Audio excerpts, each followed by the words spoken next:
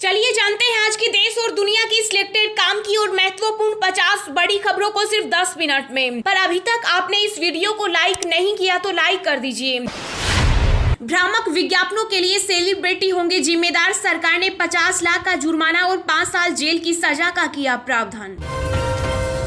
पूर्वी लद्दाख की सीमा के पास चीन कर रहा है फ्रंटलाइन विमानों की तैनाती, भारतीय सेना हुई अलर्ट। भारतीय रेलवे सफर के साथ देगा डोर टू डोर डिलीवरी की भी सुविधा, अब आप घर बैठे भेज सकेंगे पार्सल। सोनिया और राहुल गांधी को मिली ईडी के नोटिस पर भड़की कांग्रेस, आज देश भर में करेगी प्रेस कॉन्फ्रेंस। शक्ति का संतुलन स्थापित कर सकती है भारतीय सेना, अमेरिका बोला चीन को रोकने की सिर्फ भारत में ही ताकत। बायजू और अनअकैडमी जैसी कंपनियों के झूठे विज्ञापनों पर सरकार हुई सख्त, ई कॉमर्स के फर्जी रिव्यूज पर लगेगी लगाम।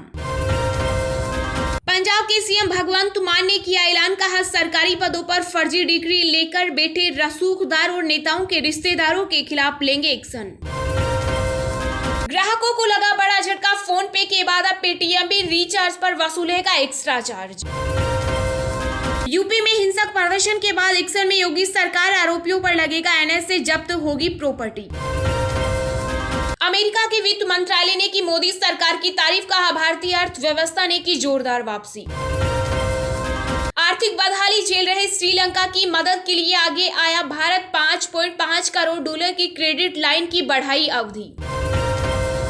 भारत विकसित कर रहा 300 किलोमीटर तक अचूक मारक क्षमता वाली मिसाइल, दुश्मनों के रडार भी नहीं करेंगे काम। केंद्रीय गृह मंत्री अमित शाह ने की पश्चिमी क्षेत्रीय परिषद की बैठक की अध्यक्षता, 2 साल के बाद हुआ आयोजन।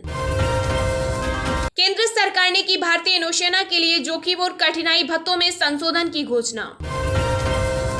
राष्ट्रपति पद के लिए सीएम नीतीश कुमार के नाम का आरजेडी ने भी किया समर्थन, वीआईपी ने कहा बिहार के लिए गर्व की बात। अमेरिका झेल रहा भयंकर महंगाई की मार, 40 सालों के सबसे उच्च स्तर पर मुद्रास्फीति। योगी सरकार राज्य कर्मचारियों को दे सकती है डीए में बढ़ोतरी का तोहफा, जुलाई से हो सकता है लागू। गुजरात में एनएसए अजीत डोभाल ने राष्ट्रीय सुरक्षा पर की चर्चा, कहा नई चुनौतियों के लिए खुद को तैयार करना होगा। नुपुर शर्मा के खिलाफ बांग्लादेश में भी जबरदस्त प्रदर्शन, भारत का बहिष्कार करने की उठी मांग। जुम्मे के दिन हिंसा पर काशी धर्म परिषद में प्रस्ताव हुआ पारित, कहा देश को बचाने के लिए संतों को आना होगा आगे। जामा मस्जिद के बाहर प्रदर्शन करने वालों पर होगी कानूनी कार्रवाई, दिल्ली पुलिस ने कहा नहीं मांगी गई थी अनुमति। बाइडेन सरकार ने दी कोरोना पाबंदियों में बड़ी छूट, अमेरिका जाने के लिए पहले से ही करना पड़ेगा कोविड-19 टेस्ट। पाकिस्तान की विशेष अदालत ने पीएम शहबाज शरीफ और उनके बेटे सीएम हमजा शाहबाज की जमानत पर सुरक्षित रखा फैसला। पैगंबर पर टिप्पणी के खिलाफ देश में कई जगह पर भड़की हिंसा, झारखंड में 2 की मौत, यूपी में 227 लोग हुए गिरफ्तार। कोरोना की 3 लहरों के बावजूद भारतीय अर्थव्यवस्था में तेज सुधार, यूएस ट्रेजरी रिपोर्ट में किया गया दावा। राष्ट्रपति चुनाव के लिए ममता बनर्जी ने शुरू की तीसरे मोर्चे बनाने की कवायद, पत्र लिखकर 15 जून को बुलाई बैठक। कर्मचारी भविष्य निधि संगठन के सब्सक्राइबर्स के लिए अच्छी खबर, जल्द 3 गुना बढ़ सकती है न्यूनतम पेंशन।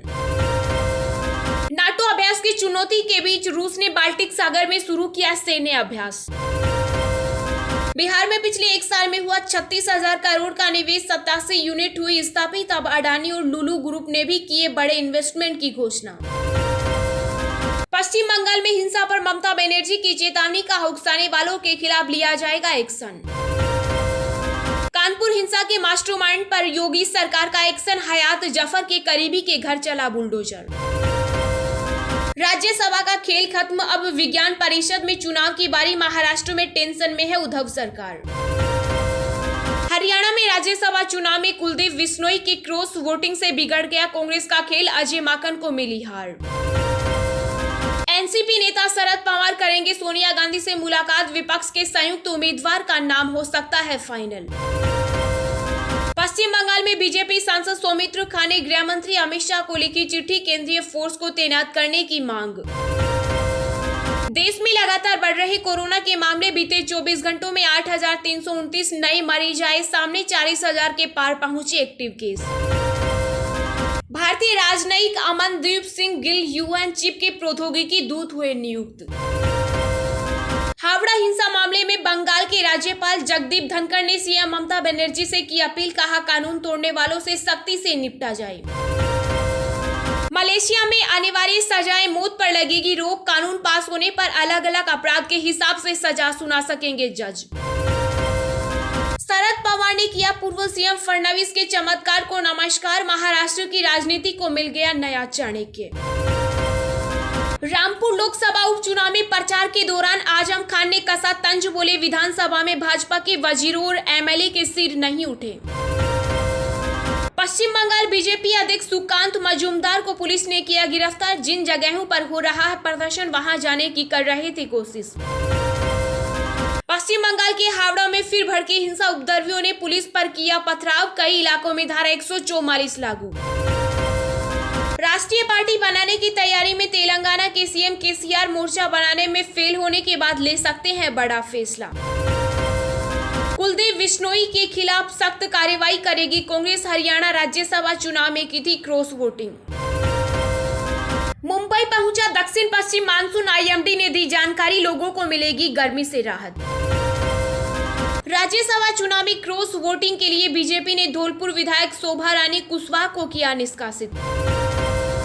मात्र 2600 रुपए में मिलेगा 15 लाख का कवर, फिनो पेमेंट्स बैंक और गो डिजिट ने की पार्टनरशिप। भाजपा से निकाले गए नवीन कुमार जिंदल के परिवार ने छोड़ा दिल्ली, लगातार मिल रही जान से मारने की धमकी। BMW अगले महीने लॉन्च करेगी सस्ती बाइक, सिर्फ 3999 की EMI पर ला सकते हैं घर। अलकायदा की धमकी के बाद गुजरात के द्वारिका मंदिर की बढ़ाई गई सुरक्षा।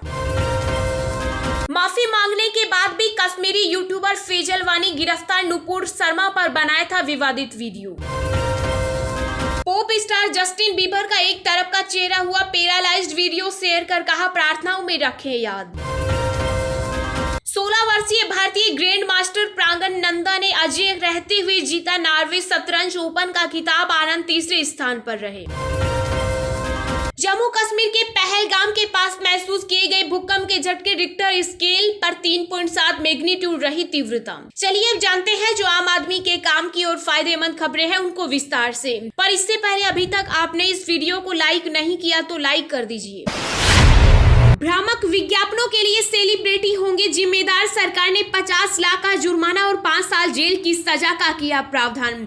देश में अब सोडा वाटर या म्यूजिक सीडी के नाम पर शराब बेचना हो या इलायची के नाम गुटखा, टीवी, यूट्यूब और अखबार में ऐसे भ्रामक विज्ञापन नहीं दिखाई देंगे। सरकार ने हाल ही में हुए लेयर सूट विवाद के बाद भ्रम फैलाने वाले विज्ञापनों पर रोक लगा दी है। ऐसे विज्ञापनों को लेकर सरकार ने नए दिशा निर्देश जारी किए। CCPA ने सरोगेट एडवर्टाइजमेंट पर भी प्रतिबंध लगाया। उपभोक्ता मामलों के मंत्रालय ने नए दिशा निर्देश तत्काल प्रभाव से लागू हो गए। इसमें बच्चों को टारगेट करने और कस्टमर को लुभाने के मुफ्त दावे करने वाले विज्ञापन शामिल हैं। गाइडलाइन में भ्रामक विज्ञापनों पर अंकुश लगाने के साथ ही सेलिब्रिटी को लेकर भी सरकार ने नियमों में सख्ती लाई है। अगर कोई सेलिब्रिटी किसी प्रोडक्ट का विज्ञापन करता है या उसके फायदे बताता है तो पहले उसे इस बात को सुनिश्चित करना होगा कि उसको भी यह फायदा मिला है या नहीं। CCPA किसी भी भ्रामक विज्ञापन के लिए मैन्युफैक्चरर्स एडवर्टाइजमेंट और एडवर्सर्स पर 10 लाख रुपए तक का जुर्माना लगा सकता है। बाद के उल्लंघनों के लिए 50 लाख रुपए तक का जुर्माना भी लग सकता है। मंत्रालय द्वारा जारी किए गए दिशा निर्देश प्रिंट, टेलीविजन और ऑनलाइन जैसे सभी प्लेटफॉर्म पर लागू होंगे। भारतीय रेलवे सफर के साथ देगा डोर टू डोर डिलीवरी की भी सुविधा, अब आप घर बैठे भेज सकेंगे पार्सल। जी हां, रेलवे को देश की लाइफलाइन माना जाता है। यह सालों से लोगों को उनके गंतव्य स्थान तक पहुंचाता आ रहा है, लेकिन अब रेलवे अपनी सर्विस में एक बड़ा बदलाव करने वाला है। यही अब डोर टू डोर डिलीवरी योजना को शुरू करने वाला है। इस योजना के तहत रेलवे अब पार्सल की डोर टू डोर डिलीवरी करेगा। इस सर्विस को शुरू करने के लिए रेलवे ने इंडियन पोस्ट ऑफिस के साथ एक साझेदारी की है। अब लोगों को अपने सामान को एक शहर से दूसरे शहर भेजने के लिए पहले की तरह पार्सल रूम जाने की आवश्यकता नहीं पड़ेगी।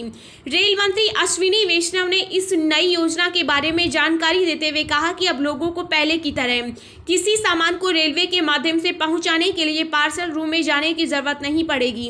अब भारतीय डाक की मदद से पार्सल को लोगों के घरों से लेकर रेलवे परिवहन से उससे दूसरे शहर तक पहुंचाया जाएगा। इसके बाद फिर भारतीय डाक की मदद से पार्सल को उसके निर्धारित स्थान तक भी पहुंचाया जाएगा। इस पूरे प्रोजेक्ट को जॉइंट पार्सल प्रोजेक्ट का नाम दिया गया है। सोनिया और राहुल गांधी को मिले ईडी के नोटिस पर भड़की कांग्रेस आज देश भर में करेगी प्रेस कॉन्फ्रेंस। नेशनल हेराल्ड मामले में प्रवर्तन निदेशालय द्वारा सोनिया गांधी और राहुल गांधी को तलब करने के मुद्दे पर कांग्रेस आज यानी 12 जून को देश भर में प्रेस कॉन्फ्रेंस करेगी। ईडी ने कांग्रेस अध्यक्ष सोनिया गांधी और राहुल गांधी को एक नया समन जारी कर नेशनल हेराल्ड समाचार पत्र से संबंधित धन शोधन मामले में 23 जून को पूछताछ के लिए पेश होने को कहा। अधिकारियों ने कहा कि कांग्रेस अध्यक्ष सोनिया गांधी को पहले 8 जून को पेश होने के लिए कहा गया था, लेकिन कोरोना वायरस से संक्रमित होने के कारण उन्होंने पेशी के लिए ईडी से नई तारीख मांगी थी। ईडी के अधिकारियों ने कहा कि सोनिया गांधी को दिल्ली में प्रवर्तन निदेशालय के समक्ष पेश होने के लिए 23 जून की तारीख दी है, जहां धन शोधन रोकथाम अधिनियम के तहत उनका बयान दर्ज किया जाएगा। वहीं कांग्रेस के पूर्व अध्यक्ष राहुल गांधी से भी इस मामले में 13 जून को पूछताछ किए जाने की संभावना है। वहीं कांग्रेस ने केंद्र सरकार पर जांच एजेंसी का दुरुपयोग करने का आरोप लगाते हुए निर्णय लिया कि 13 जून को ईडी के समक्ष राहुल गांधी को पेशी के दौरान पार्टी के वरिष्ठ नेता और सांसद ईडी कार्यालय के बाहर सत्याग्रह करेंगे तथा दिल्ली में जांच एजेंसी के मुख्यालय तक मार्च करेंगे। ऐसे ही रोज दिन भर की ताजा खबरें पाने के लिए चैनल को अभी सब्सक्राइब करें।